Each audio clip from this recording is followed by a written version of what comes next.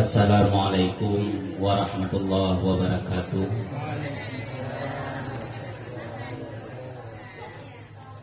Alhamdulillahilladzi khalaqana wa sawwarana fi ahsani taqwim wa amarana bi ta'atihi bimtithali awamirihi wa jtinabin nawahi wa adana bi jannatin na'im. Wassalatu wassalamu ala sayyidina wa nabiyyina Muhammadin imamil mursalin wa imamil muttaqin wa ala alihi wa sahbihi wa ibadillahi sholihin. Asyhadu an la ilaha illallah wahdahu la syarika lah wa asyhadu anna Muhammadan abduhu wa rasuluhu la nabiyya ba'da. Segala puji senantiasa kita haturkan kepada Allah Subhanahu wa taala, yang mana Allah selalu melimpahkan rahmat dan karunia-Nya kepada kita hamba, sehingga dengan nikmat tersebutlah kita senantiasa hidup dalam agenda Allah Subhanahu wa taala, yaitu untuk berubudiyah kepadanya.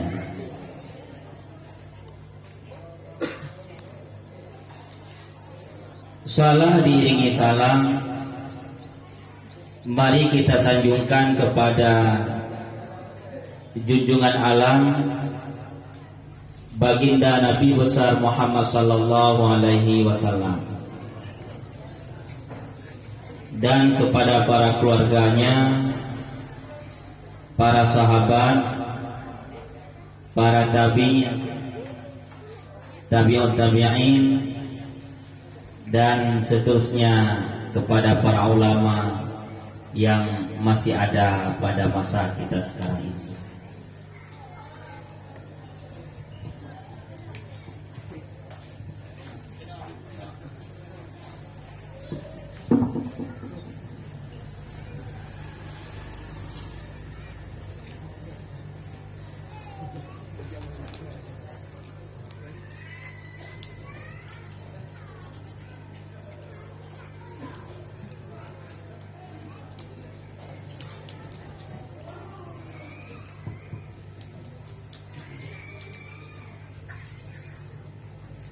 Yang saya muliakan abi kita di tempat beserta umi, dan juga yang saya muliakan abi yang baru hadir, dan juga yang saya muliakan seluruh guru-guru kami yang telah hadir, dan juga guru-guru anak-anak kami, dan yang saya hormati para ibu-ibu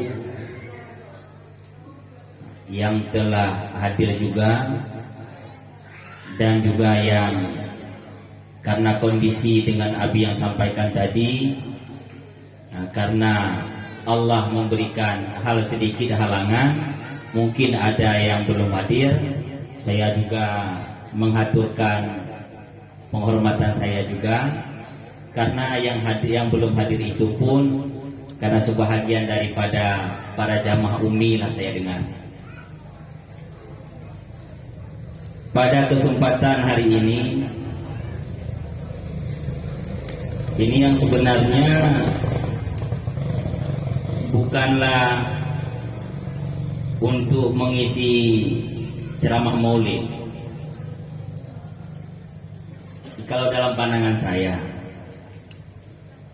Tetapi ini merupakan perkenalan yang tertunda, yang telah tertunda 2 tahun. Karena waktu pertama Abu kita di Payapasi memutuskan saya ini ke Aceh Tamim, Abu yang pertama sekali memperkenalkan saya ini ialah ke para jamaah yang ada di Masjid Matang Suping pada malam itu. Kemudian untuk di Kuala Simpang tahun 2018 Abu baru pulang dari umrah. Karena Abu sampainya ke Dayak hari Isnin subuh, yang jatahnya Abu malam Selasa, Abu mengisi pengajian di Masjid Al-Furqan Kota Kuala Simpang. Maka karena saya sudah dalam catatan akan diutuskan ke Aceh Tamim, maka Abu menggantikan saya untuk mengisi pengajian Iabung malam itu. Kalau dalam pandangan itu pun untuk memperkenalkan dengan para jamaah Abu yang ada di kota Kuala Simpang. Maka tahun pertama, maulid pertama saya di Aceh Tamim, Umi di sini meminta saya untuk tausiah. Saya sampaikan saya belum pernah mengisi tausiah. Lebih-lebih lagi pada acara maulid. Jadi walaupun demikian pada waktu itu insya Allah saya akan memperkenankan juga. Tapi pas kebetulan pada hari yang telah Umi tentukan, kami atas nama segenap alumni Payapasi, Abu membuat rapat hari itu untuk acara Maulid Muzakarah. Sehingga saya yang telah terjadwal untuk berkenalan dengan jamaah Umi, maka terhalangan pada waktu itu. Maka mudah-mudahan inilah perkenalannya. Kemudian ini saya tidak menganggap sebagai tausiah, karena para jamaah Umi di sini itu merupakan mama-mama saya sendiri, kakak-kakak juga. Karena semenjak menjelang tahun kedua kami di Busnul Karamah, kami waktu itu adalah pelebaran sedikit tanah. Maka saya sampaikan ke Umi di sini, saya lihat luar biasa. Saya belum pernah bertatap muka dengan para jamaah. Waktu itu kami memerlukan anggaran sekitar 56 juta lah kalau nggak salah. Maka di sini terkumpul hampir dekat-dekat 8 juta lah kemarin. Kemudian pula tahun yang sudah lalu Abu kita di Payapasi juga membuka cabang di Aceh Besar dekat kota Banda Aceh. Di sana harga tanahnya luar biasa, 350 per meternya. Kami juga mengharap sedikit menginfakkan harta dari jamaah Umi. Saya lihat luar biasa juga yang terkumpul. Bahkan kemarin sebenarnya terasa malu juga dengan Umi. Bahkan hari itu saya nggak sampaikan lagi ke Umi, karena sebelumnya ada cabang akan dibuka ke Bener Meriah kemarin. ada juga pelebaran tanah. Saya nggak sampaikan ke Umi, cuman kami ada nama grup alumni Payapasi di Aceh Tamin, tapi Umi tahu. Maka di situ pun dari Aceh Tamin juga kemarin kami ada mengirimkan lebih 5 juta juga untuk pembebasan lahan di Bener Meriah. Kemarin ujungnya lagi kami nggak sampaikan, pas kebetulan kami berkunjung waktu Abi kurang sehat. Jadi rencana di hati tak sampaikan karena sudah bertimpang tindih, entah gimana dalam pembahasan, sehingga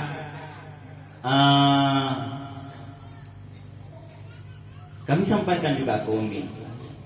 Maka terkumpul juga, walaupun sudah masanya sangat dekat, hampir 7 juta juga dari jamaah Umi.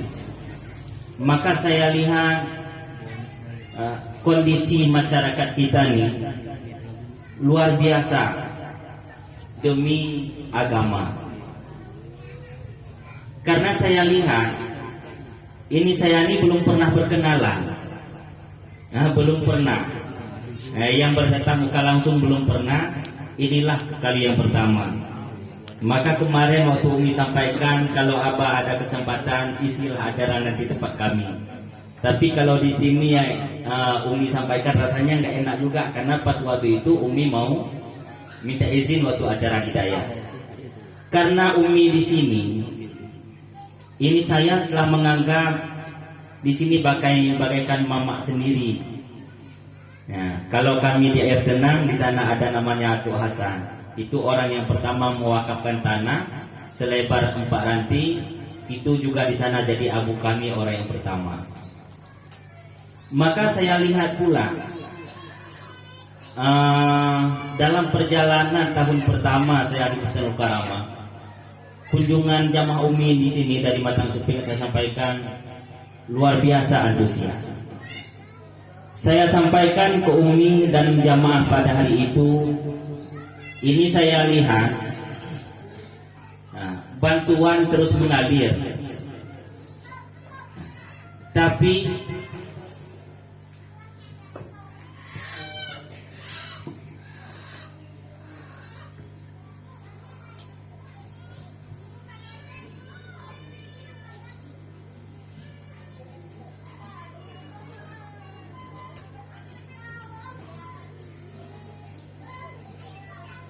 maka saya sampaikan hari itu, ini daya cabang Payapasi yang pertama telah terbangun di Aceh Tamin.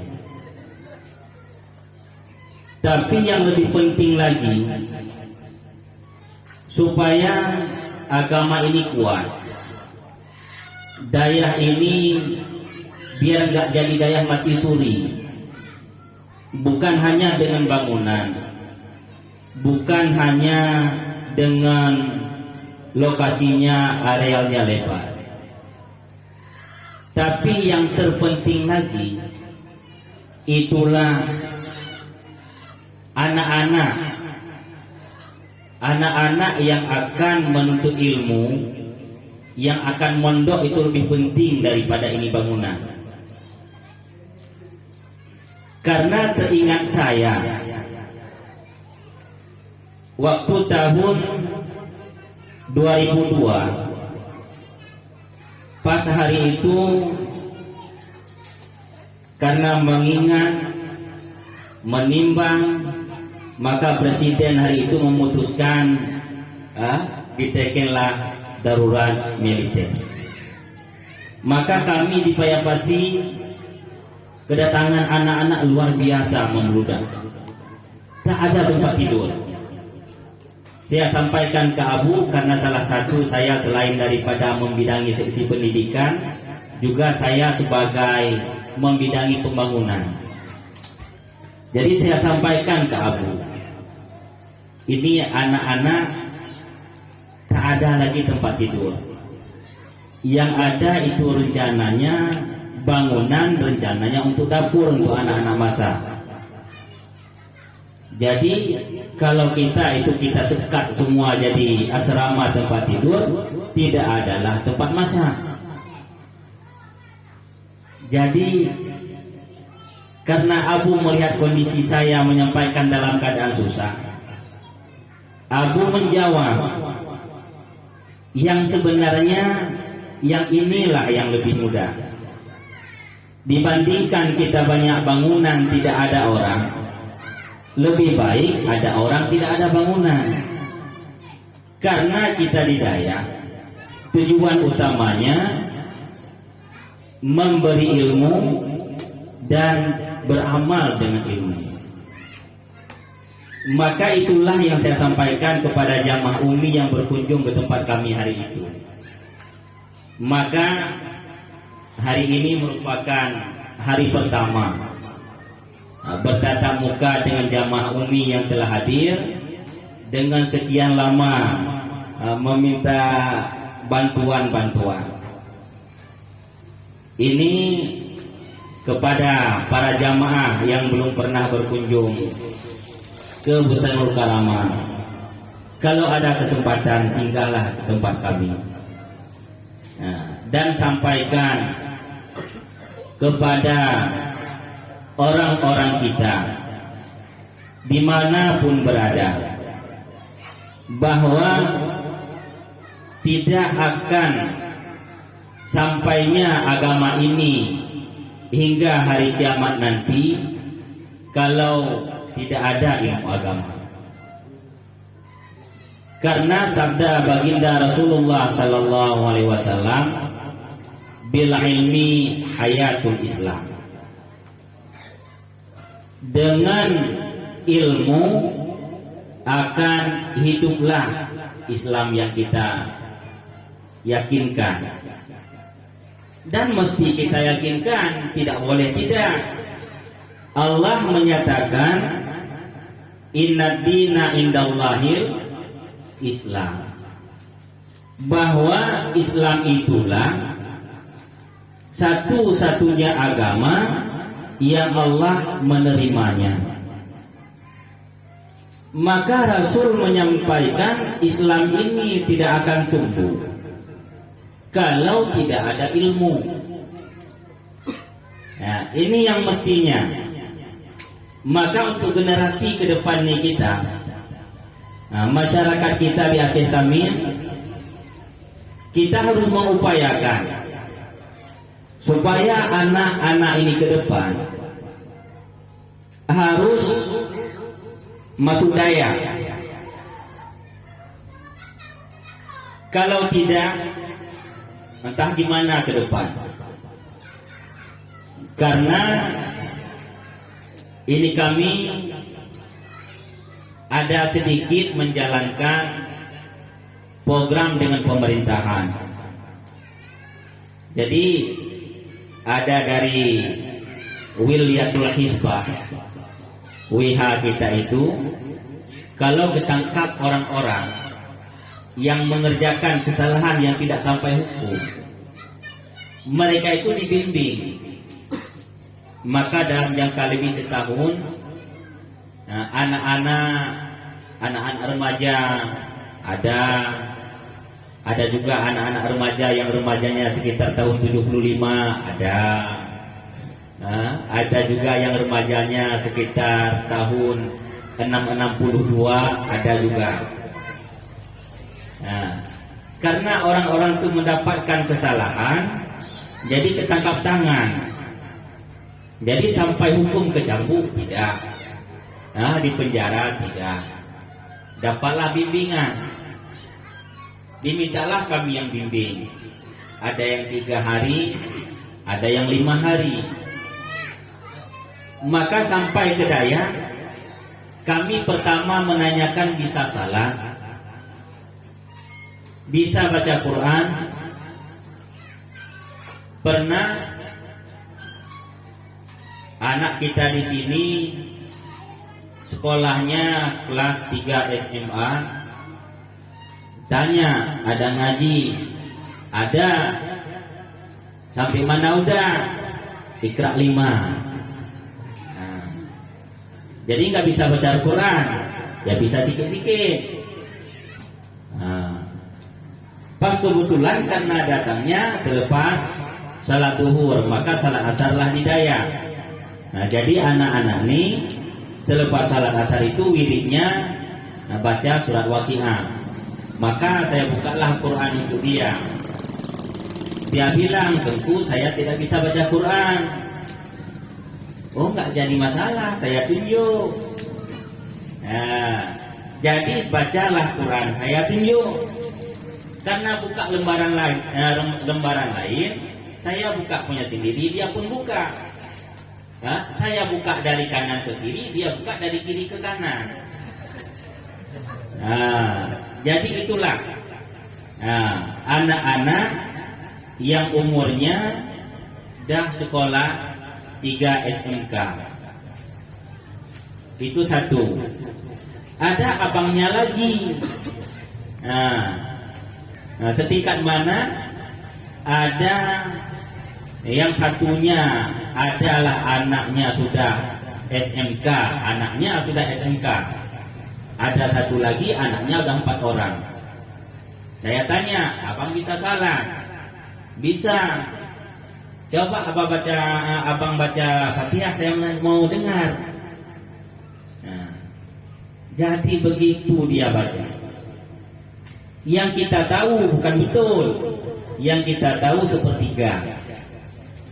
Nah, tahiyat bisa? Nggak bisa. Jadi kalau tahiyat nggak bisa, gimana salat? Saya istighfar 3 kali, habis itu langsung salam. Ya. Jadi abang ini mau belajar nggak? Saya tanya. Mau. Kalau mau, nanti jam-jam 4 bisalah kemari. Kita belajar Al-Quran barang 1 bulan pun bisa. Nah, dalam sehari 1 jam. Ya, tentu. Ya, jadi selesai orang itu dengan kami 5 hari, dah selesai. Ya, tentu tak pernah datang lagi. Dah. Ada cerita lagi. Nah, itulah anak-anak muda yang mudanya sekitar tahun 69 lah. Nah, sekitar itulah. Nah, karena sekarang udah punya cucu. Nah, tanya kemarin, ini udah dalam berapa bulan yang udah lewat. Nah, Bapak bisa baca Quran? Bisa sikit-sikit, jawab satu orang. Nah, ada satu bapak lagi, Bapak bisa baca Quran? Alhamdulillah, nggak bisa. Ya, itulah persis jawabannya.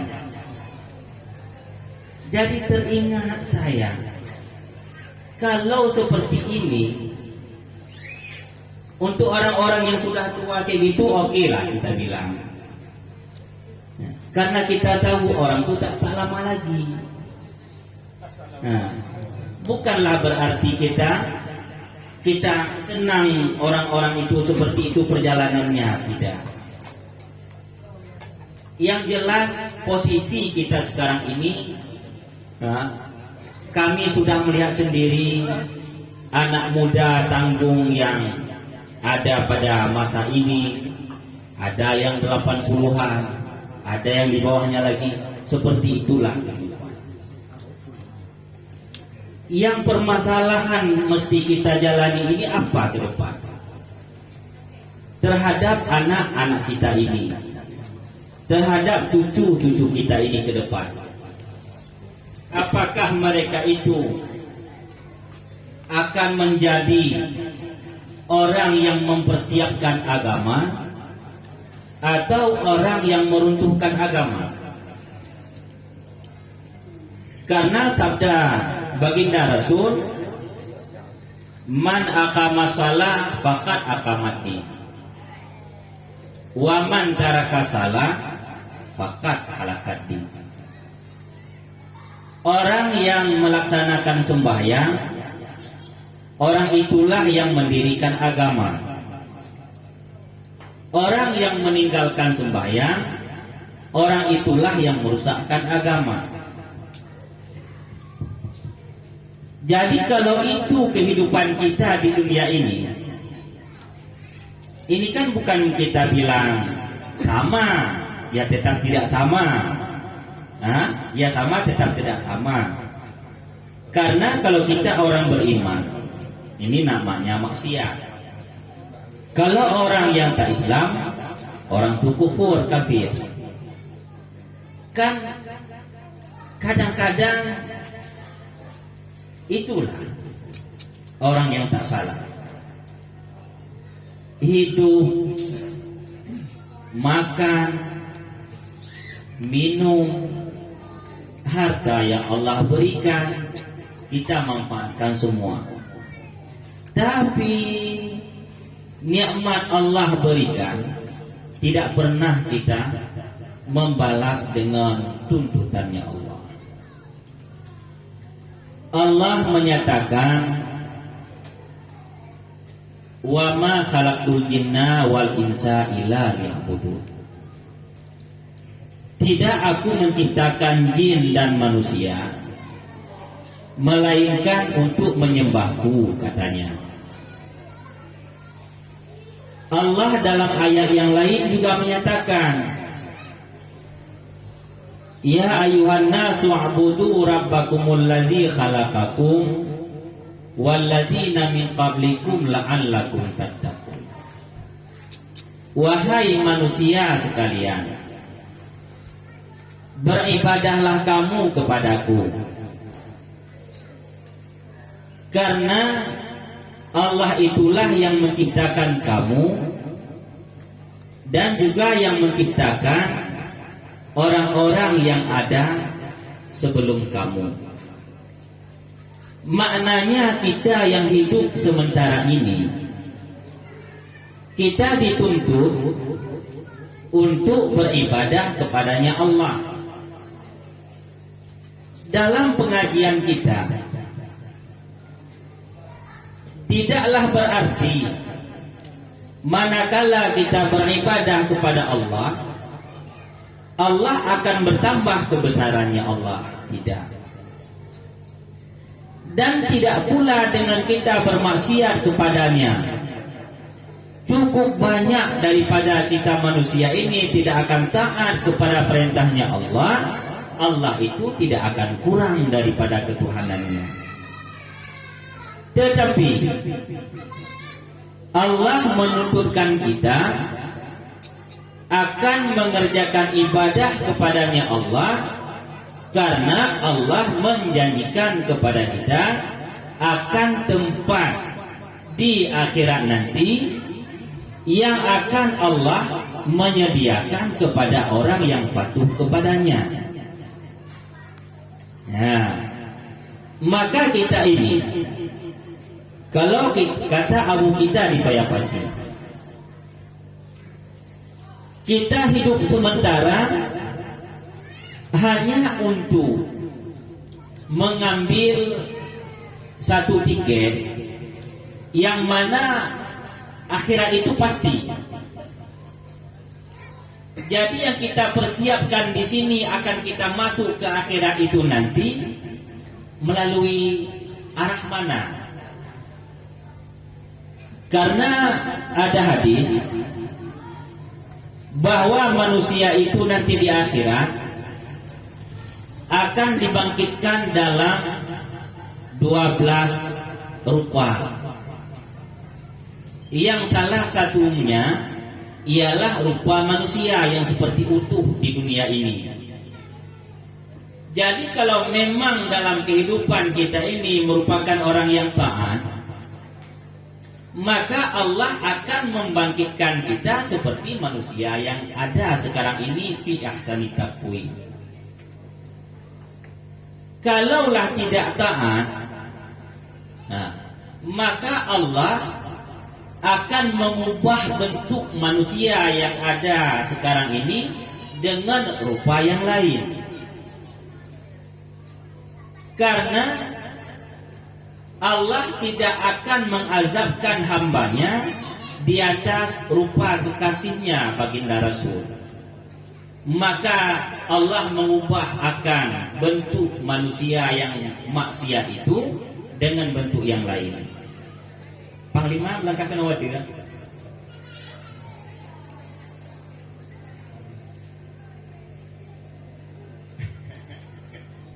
Kenal langkah awak tidak?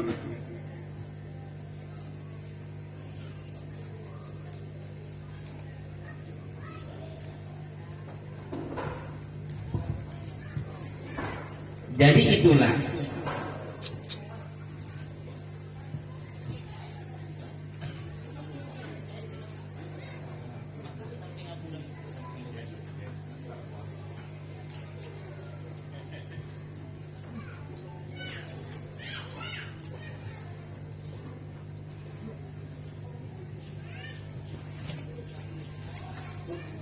jadi inilah dalam kesempatan yang singkat Allah berikan kepada kita ini, yang merupakan waktu, kesehatan, harta yang luar biasa mahalnya ini, kita akan mengarahkan kemana? Kalau kita yang telah Allah nikmatkan kepada kita tidak bisa mempergunakan nikmat dengan yang terbaik. Yang pertama, Allah menyatakan la tus'alunna yawma idzin 'anil na'im. Manakala sampai hari mahsyar nanti, la tus'alunna yawma idzin 'anil na'im. Kita ini manusia akan dipersoalkan terhadap nikmat yang kita miliki ini. Kalau memang kita siap akan persoalan-persoalan yang dipersoalkan oleh para malaikat yang tak makan dan tak minum, yang tak ada kasih sayang, maka loloslah kita ini. Maka kalau kita tidak lolos, maka orang-orang itu akan Allah jerumuskan ke dalam neraka. Maka Allah membangkitkan orang tersebut dengan rupa yang lain, dengan bukan rupa yang kita miliki sekarang ini. Maka ini kembali lagi kepada pembahasan dasar, nanti kita simpulkan. Dengan adanya daya, ini generasi kita ini dari semenjak dini kita sampaikan kepada mereka, nah, kamu nanti manakala kamu dewasa, saya utamakan kamu ke ilmu agama.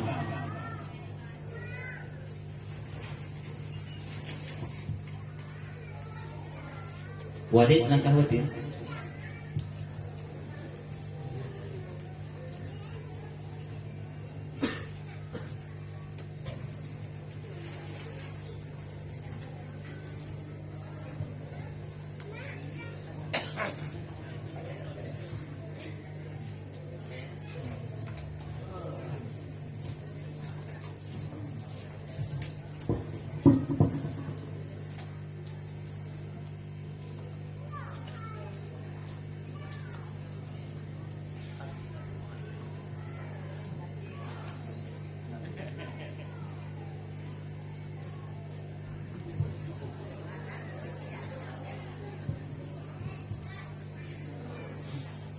Kalaulah tidak,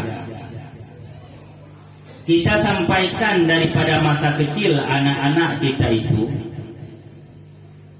maka apa yang dia dapat kesehariannya, itulah yang si anak-anak akan mencernakan dalam kehidupannya sehari-hari. Maka pentingnya, baik sikap kita seorang ayah atau sikap kita seorang ibu, sampaikan kepada anak-anak kita yang masa kecil bahwa kamu akan menuntut agama, ilmu agama besok manakala kamu besar. Karena soal kita anak-anak ke sekolah, itu kawan-kawannya yang mengajarkan. Apa kata si kawan? Aku udah sekolah. Kamu kapan? Di sekolah enak. Ada main ini, ada main itu. Dikasih jajan. Itu tidak perlu kita yang sampaikan kepada si anak. Tetapi ilmu agama ini, kalaulah tidak kita ini orang tua yang menyampaikan untuk jiwa si anak-anak ini, tidak ada yang akan menyampaikan kepada anak. Ini yang paling penting. Karena tujuannya tetap satu. Apa tujuannya? Innamal mautul ladzi ainama tafirru fa innahu mulaqikum.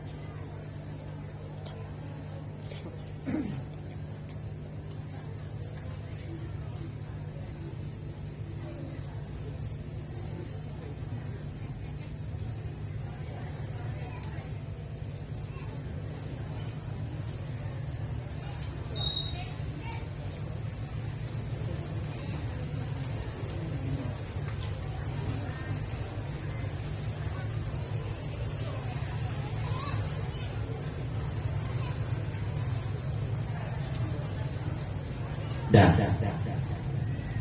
pas kebetulan. Ini apa nggak melihat yang datang tadi? Ayat yang saya bacakan tadi, innamal mautul ladzi ainama tafiru fa innahu mulaqikum. Maknanya kemanapun kita pergi, apapun yang kita perbuat, itu tetap satu, tidak ada lain. Tetapi yang permasalahannya bukan yang satu itu yang kita takutkan, tapi perihal yang kemudiannya lah yang mesti kita akan mengingatnya. Apa pentingnya untuk anak-anak kita ini memberi ilmu daripada sejak dini? Karena kita tahu semua, iza mata benu Adam fangkata amalu, apabila kita ini manusia mati, maka terputuslah segalanya melainkan 3 perkara. Yang salah satunya ialah waladun salihun yad'ulah, anak-anak yang saleh yang mendoakan kepada kita orang tua ini.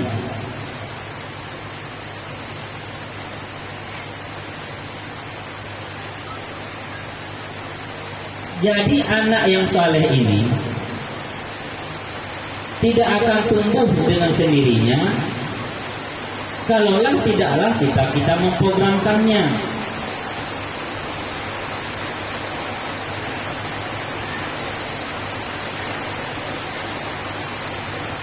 Maka sangat penting dari kita ini untuk mempersiapkan kepada anak-anak kita itu.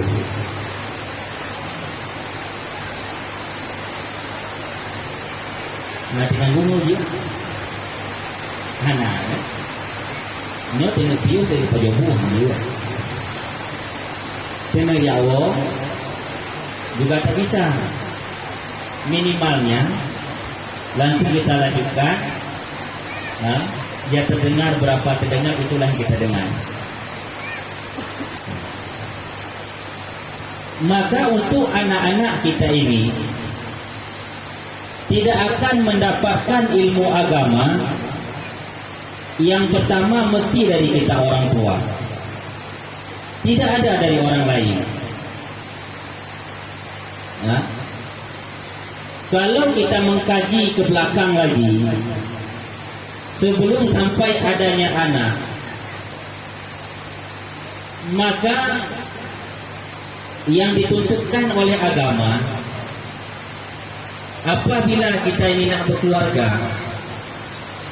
yang pertama dilihat. Kita harus melihat calon menantu kita itu, dia orangnya beragama tidak. Itu yang terpenting, karena disitulah acuannya. Kalau anak kita itu tidak ada salat, tidak ada ilmu agama, lihat himmah dia kemana, keinginannya kemana. Maka tuntutan yang pertama, sebelum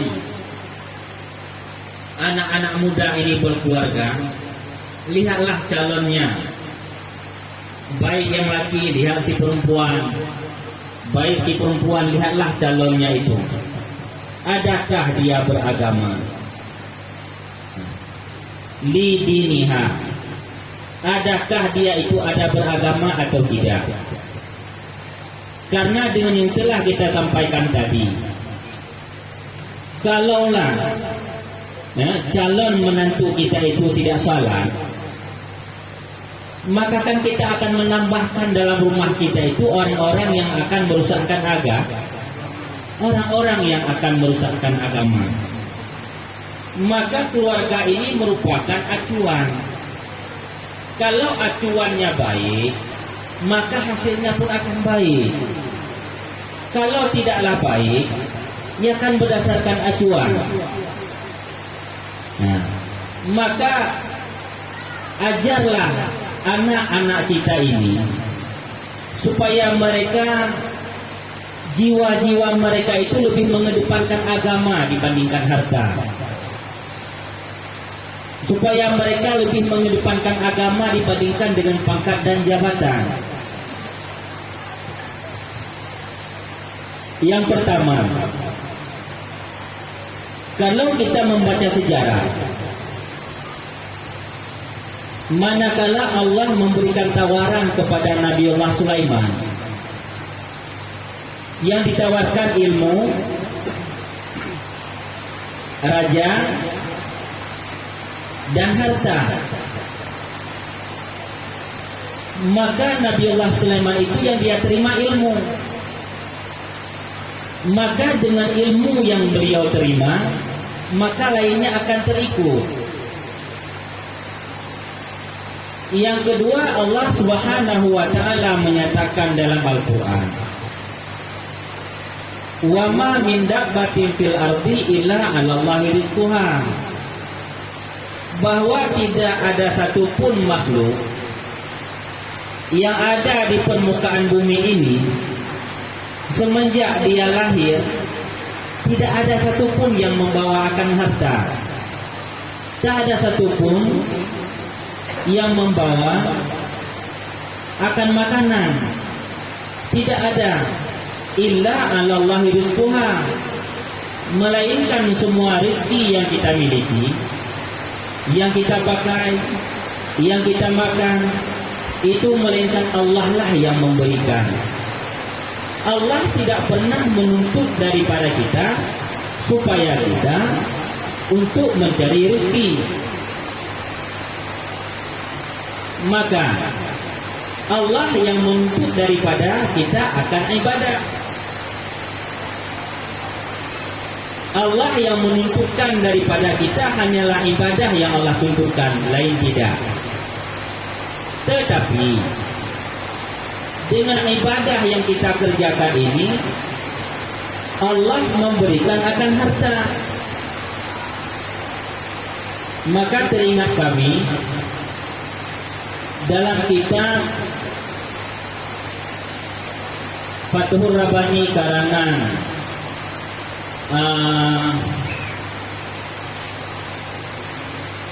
siapa? Syekh Abdul Qadir Al-Jalani. Beliau menyatakan dalam kitabnya, wala tahtamu birizqika fa inna talabika lahu fa innahu talabuhu laka syadidun min talabika lahu.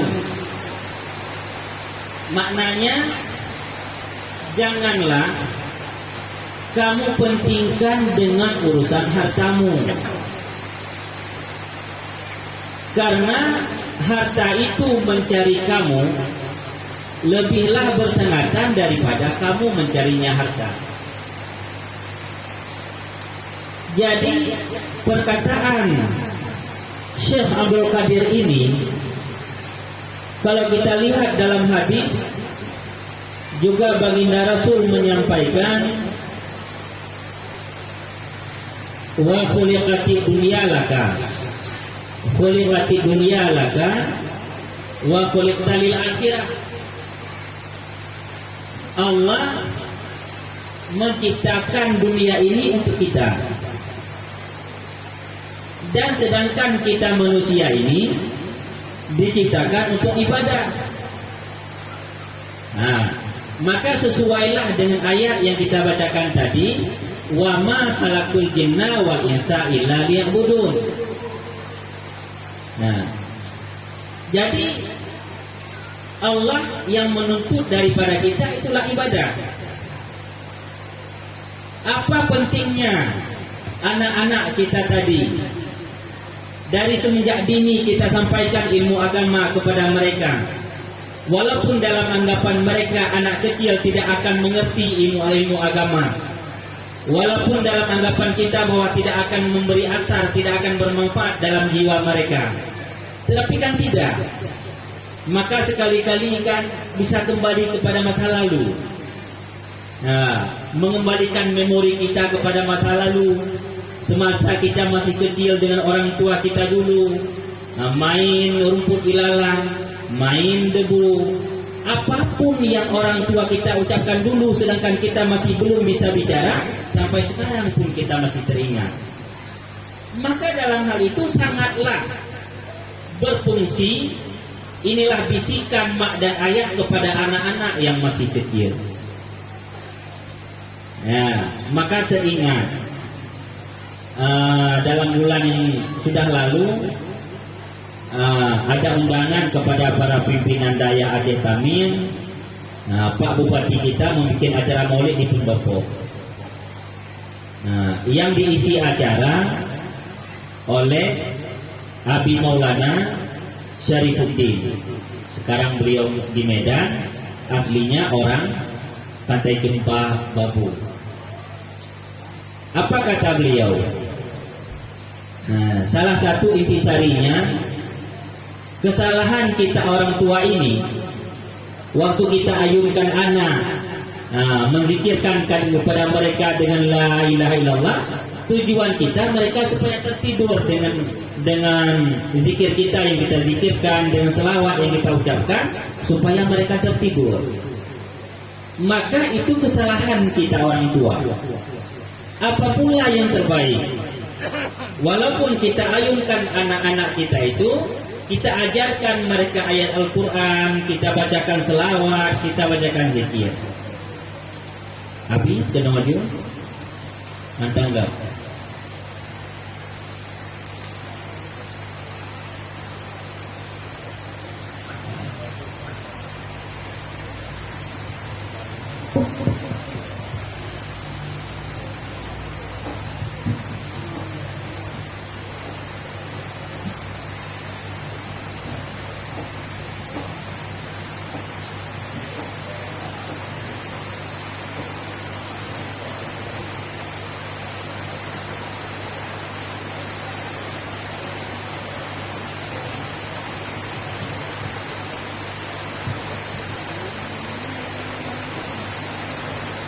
Maka pada satu sisi, waktu kita ayunkan anak kita itu dengan tahlil, dengan selawat, dengan ayat Quran, kita maksud supaya anak kita itu tidur nyenyak.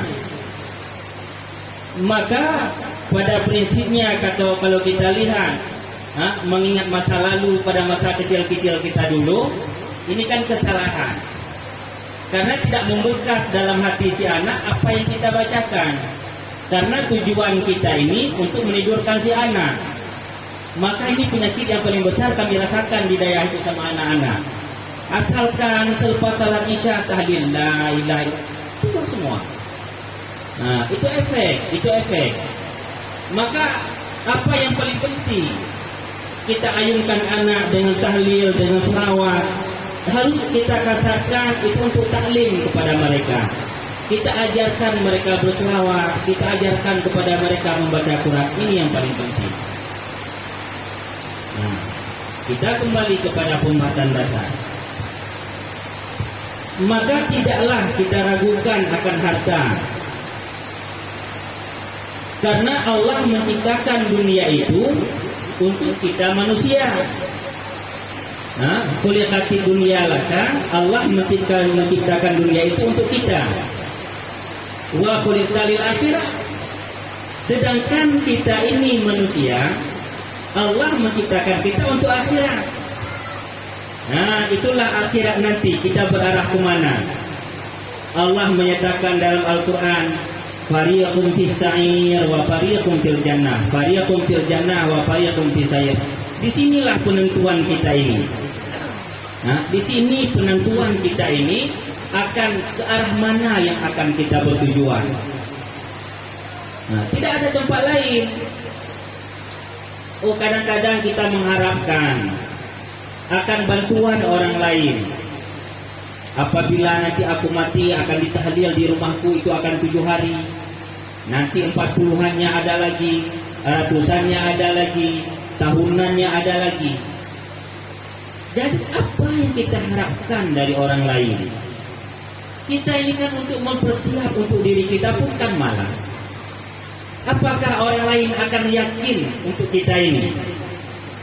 Kalau kita lihat perjalanan kehidupan dan pengalaman, tidak. Berapa banyak orang-orang di kampung kita meninggal? Seberapa banyak orang mau mentahlilkan? Karena kurangnya kita memberi manfaat kepada mereka. Tapi kita lihat meninggal abu kita di Kurlintang kemarin dalam bulan puasa.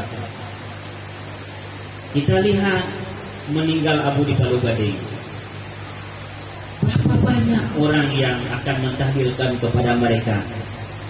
Yang secara adat, kalaulah kita lihat dengan yang dia miliki dah lebih, itu kalau kita lihat apa yang tidak ada pada para ulama kita itu.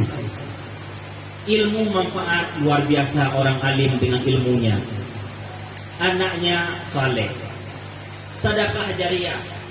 Walaupun kadang dalam pandangan masyarakat Allah yarham itu kan membangun daya dengan pemberian orang, tapi kan kita kan nggak tahu hartanya berapa yang disalurkan untuk daya. Maka semua ada. Maka ini yang sangat penting.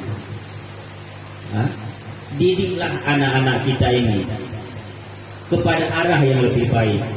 Manfaatnya yang pertama untuk dia sendiri, yang kedua untuk kita orang tua, yang ketiga untuk agama kita ini. Maka ada pepatah,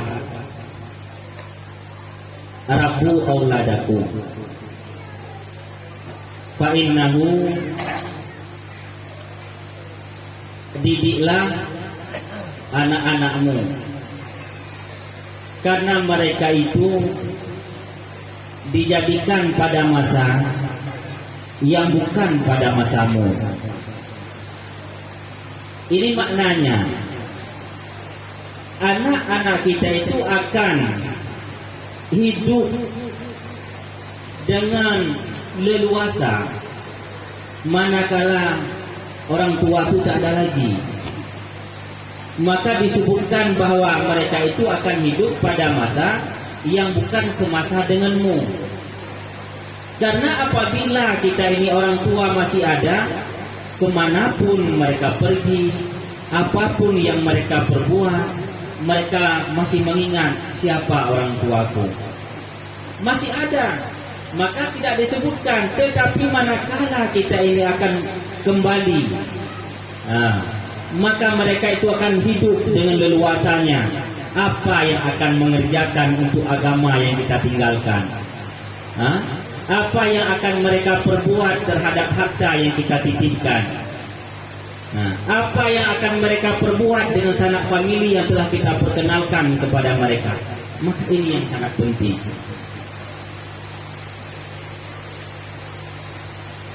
Maka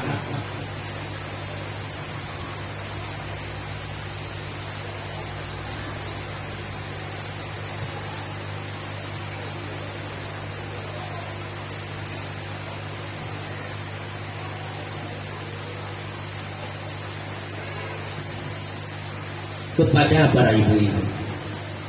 Nah, karena ini maulidnya para ibu-ibu, tapi saya tidak menceritakan lagi akan perjalanan baginda Rasul. Nah, sampaikan saja apa tujuannya baginda Rasul. Yang pertama kepada para ibu-ibu, baik yang masih ada anak, yang masih kecil-kecil, ataupun sudah punya cucu, arahkanlah mereka kepada arah yang terbaik. Fa'tabiru ya ulil absar. Ambil iktibarlah, wahai orang-orang yang punya mata hati. Tidak perlu kita risaukan soal harta. Yang mesti kita ragukan, apa yang akan kita petik di akhirat nanti. Ini yang terbaik.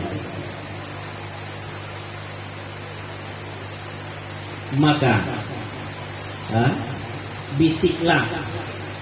Ini yang tak belum tahu akan ngaji, ajak mereka untuk ngaji. Tidak sumpah seminggu sekali, sebulan sekali. Arahkan mereka, karena teringat akan hadis seperti yang sering disampaikan oleh Abu, bahwa Sayyidina Mu'az bin Jabal pada waktu mengutuskan Mu'az, pada waktu Rasulullah SAW mengutuskannya ke negeri Yaman, salah satu bahasanya yang disampaikan oleh baginda Rasul, wahai Mu'az, satu orang terpetunjuk, satu huruf terpetunjuk dengan sebab kamu, khairul laka minad dunya wa ma fiha. Inilah acuannya kepada kita.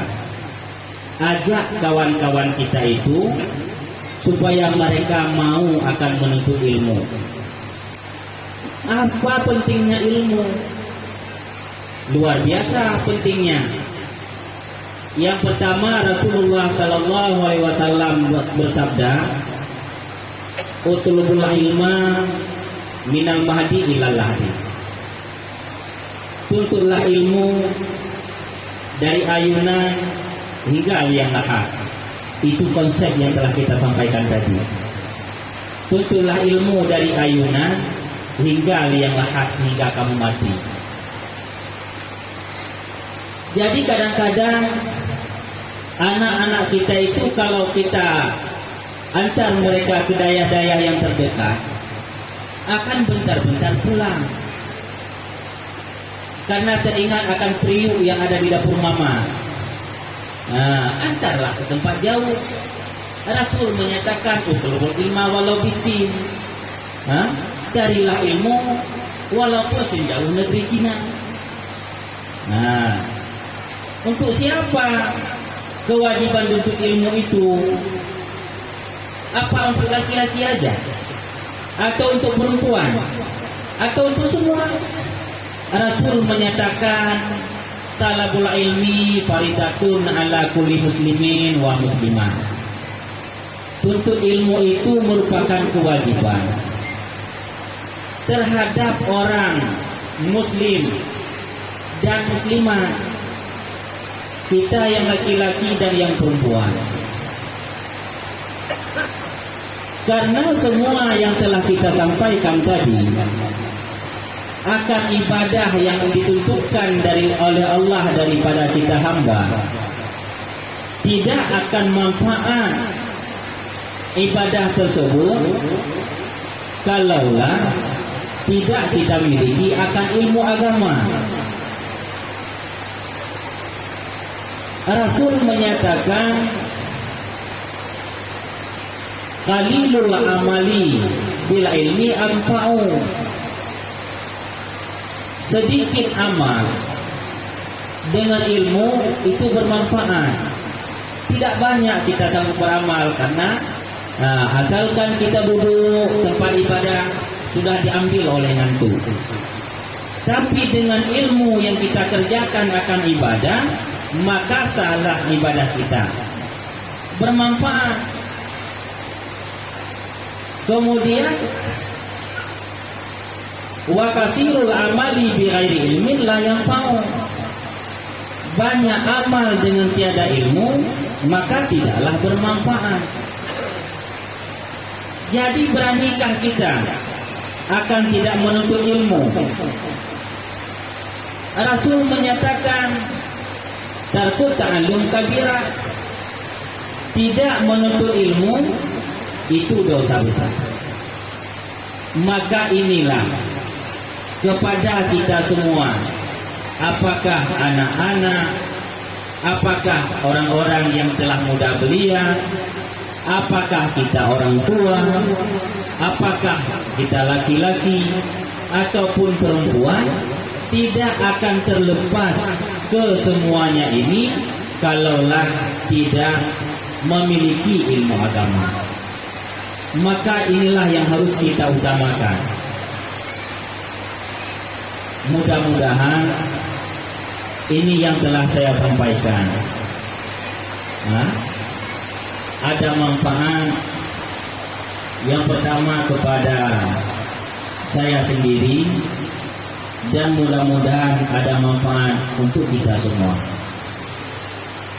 Maka ini saja, dengan kondisi yang seperti ini, doa kita mintakan dari Wali Amir. Lebih dan kurang saya minta maaf. Hadanallahu wa iyyakum ajmain. Assalamualaikum warahmatullahi wabarakatuh.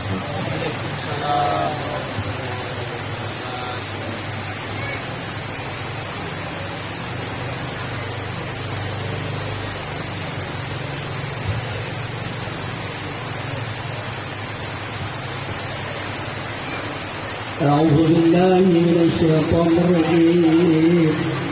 بسم الله الرحمن الرحيم. الحمد لله رب العالمين حمدا يفي نعمه ويكافئ مهده. يا ربنا لك الحمد كما ينبغي لجلال وجهك الكريم وعظيم سلطانك. اللهم صل وسلم على سيدنا محمد في الأولين وصل وسلم وبارك على سيدنا محمد في الآخرين.